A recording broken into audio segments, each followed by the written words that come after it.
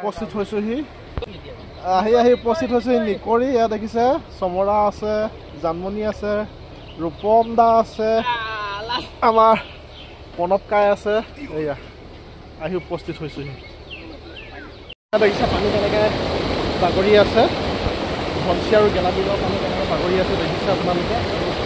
এই লাৱনীয়া কেনেকৈ ধান কাটি আছে দেখিছে এবুকু পানীত ধান বাই আছে আছোঁ আপোনালোকে চাই যাব এইবিলাক দেখিছেনে এইবিলাক এবুকু পানীত পুৰা এবুকু পানীত ধান বাই আছে দেখিছে এয়াই হ'ল নিকৰি এবুকু পানীত পুৰা দাই আছে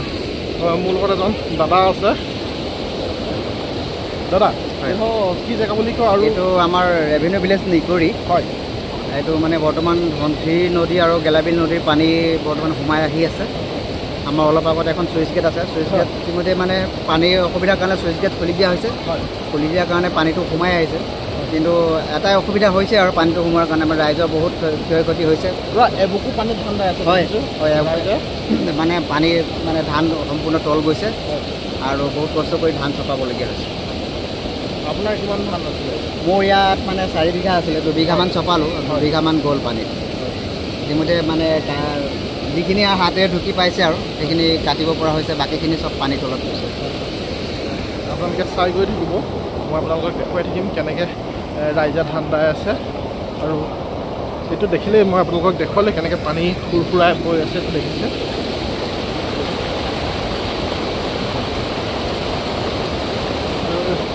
কৃষকে কেনেকৈ ধান দাই আছে দেখিছে দাৱনীৰ পৰা ধান দাই আছে পানীত ধান দাই আছে নাদালেতো খাবলৈ নহ'ব গোটেই বছৰটোৰ কাৰণে এইটোৱে মানে ভৰসা আৰু বড়ো ধানটো এওঁলোকৰ কাৰণে গোটেই বছৰটোৰ কাৰণে ভৰসা এই বড়ো ধানটো দেখিছে এইফালে কিবা কৈ আছে দেখিছে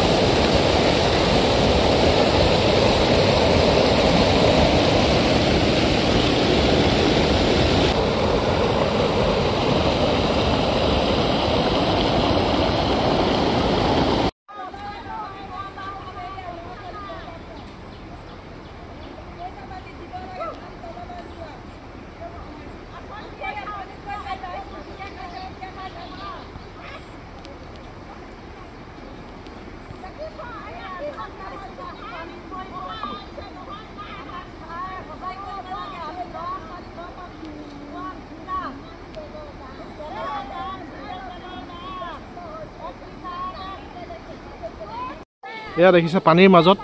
কৃষকে কেনেকৈ ধান কাটিছে এবুকু পানীত ধান কাটি আছে আৰু লগতে দেখিছে এয়া ভণ্টিগৰাকীয়ে কেনেকৈ মানে মুঠিবিলাক মানে ওপৰলৈ আনিবৰ কাৰণে তেওঁ দেখিছে তেওঁ মুঠিবিলাক ওপৰলৈ আনি আছে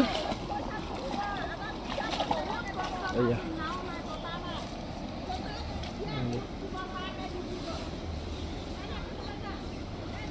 ভণ্টি তোমাৰ নামটো